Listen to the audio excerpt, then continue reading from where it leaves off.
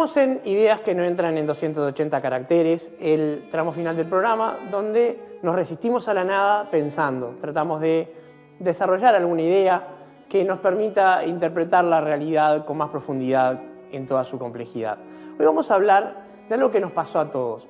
¿No les ha ocurrido en algún momento que cuando están discutiendo con alguien o cuando están leyendo algo, leen algo que parece perfectamente consistente, algo que parece que está bien, pero hay algo que no termina de cuajar en lo que están leyendo? Hay algo que parece perfectamente normal, pero que cuando uno lo intenta analizar, sabe que no lo está convenciendo. Esto ocurre mucho, y lo vamos a entender más fácil, en las discusiones sobre fútbol, ¿sí?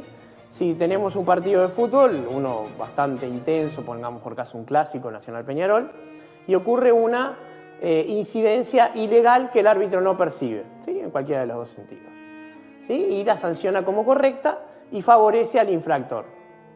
Entonces vamos a ver que las personas que son del cuadro que resultó beneficiado van a tender a justificar esa acción, por ejemplo, era imperceptible, eso no se cobra nunca, o alguna cosa por el estilo, y las personas que fueron perjudicadas van a tratar de condenarlo como si fuera merecedor de la pena capital y ese árbitro mereciera que lo asesinaran después del partido. Porque así son de irracionales las discusiones sobre fútbol. ¿Pero qué ocurre? ¿Esto es porque las personas que miran fútbol son menos inteligentes que las que no miran fútbol? Sería una tentación pedante asumir eso. Las personas que miran fútbol no son una categoría. Hay personas de todo tipo que disfrutamos del fútbol y no hay una forma de caracterizar la inteligencia de las personas que hacen esa actividad. Lo que sí ocurre es que la lógica es una herramienta muy espinosa y muchas veces nos juega trampas. A veces son trampas inconscientes, no sabemos qué nos están pasando, y a veces son intencionales. En la época de Platón, en la antigua Grecia, había dos ramas de pensadores, estaban los filósofos y los sofistas. Y los sofistas se dedicaban intencionalmente a engañar a la gente con un propósito, pues su propósito era convencer, y la apariencia de verdad de lo que decían era mucho más importante que la verdad real de sus afirmaciones, porque su intención era convencer. Es lo mismo que un abogado que está presentándose en un juicio. Su única misión, su único objetivo ético es lograr el beneficio de su cliente, porque está defendiendo sus derechos. Si en ese momento tiene que torcer alguna imagen, y lo puede hacer, nadie dice que quiebre la ley, eso por supuesto que no, pero si tiene que hacer lo que tiene que hacer para defender a su cliente, su objetivo es ese. El de los sofistas era convencer, y de hecho muchas veces los sofistas se presentaban realizando argumentos en los juicios. ¿Qué ocurre con esto? A partir de ahí heredamos una palabra que es sofisma, que implica un razonamiento intencionalmente destinado a convencer, aunque no sea un razonamiento formalmente correcto desde el punto de vista lógico o bien sustentado. Cuando el razonamiento está mal formalmente, también se lo llama una falacia.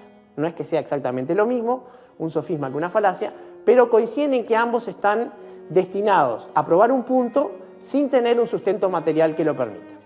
Hoy vamos a hablar de la diferencia entre ambas cosas. Por ejemplo, el sofisma era un caso similar a la forma de defender una infracción de fútbol que fue sancionada mal. Uno va a empezar a inventar argumentos supuestamente basados en el reglamento del partido que van a tratar de convencer. Por ejemplo, si fue un penal, bueno, ese penal no se cobra, era imposible de ver, había que ver 3 veces la repetición, como sea. Pero básicamente las reglas son muy claras. O sea, una mano en el área supuestamente es penal, un golpe en el área es penal. Es algo que no debería ser tan necesario interpretarlo, pero sin embargo lo es.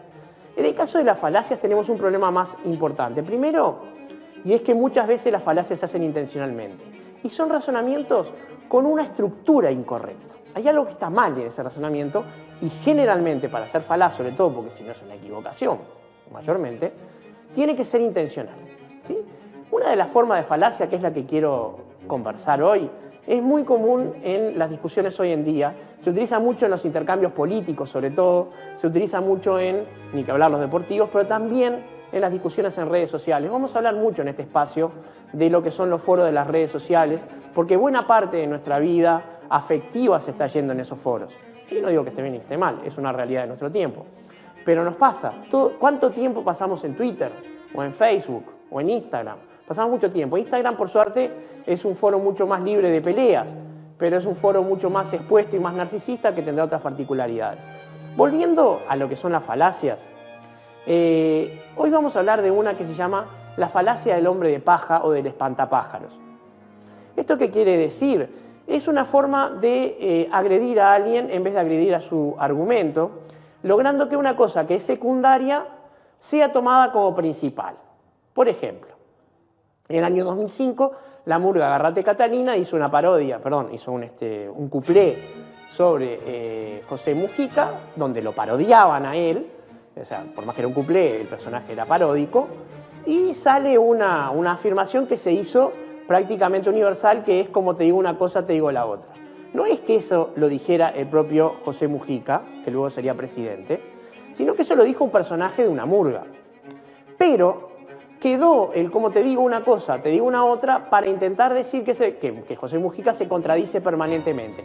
Y quienes intentan argumentar en contra de él, cada vez que algo no les convence, dice sí, como te digo una cosa, te digo la otra. Pero eso es una falacia del hombre de paja. ¿Por qué? Porque están atacando, como mucho, a la parodia que hacía la murga Garrate Catalina. Y no están, digamos, cuestionando, lo ideal sería que no atacara, pero que lo cuestionara, al personaje real o la persona. Simplemente están tomando un personaje por la persona y por eso se llama la falacia del espantapájaros, porque en vez de cuestionar los argumentos de un ser humano normal, atacar una caricatura. Puede ser a la persona, que en ese caso, como no califican a la persona, sino un dicho, no incurren en otra falacia que se llama ad hominem, que quiere decir, uno va a decir cualquier afirmación en cualquier ámbito. Y a la otra persona le gusta, bueno, usted no puede decir eso porque, no sé, el otro día estacionó mal el auto. ¿Qué tiene que ver estacionar mal el auto con tener autoridad para decir algo? No mucho, pero ese es el concepto falaz. Si en vez de algo tan trivial como estacionar mal el auto fuera una acusación mucho más grande, como, no sé, le gusta pegarles a los perros en las plazas o a los niños, en ese caso la persona se ve mucho más involucrada y entonces de alguna manera parece que su derecho a hablar se viera afectado. Pero es falaz, ninguna de estas cosas ocurre, ¿sí? No importa cómo sea el hombre más inteligente del mundo en su vida privada, va a seguir siendo el hombre más inteligente del mundo. Lo que Stephen Hawking tenía para decir de física es independiente de lo que él hiciera o pensara o dijera en su vida personal. Lo que sí tenemos que entender es que estas dos falacias que estamos viendo, tanto la ad hominem, que la vamos a ver en algún otro momento, como la del hombre de paja, que es crear una caricatura y atacar la caricatura y no lo que estamos tratando de demostrar que es equivocado, es una forma innoble de discutir, es una forma innoble de argumentar.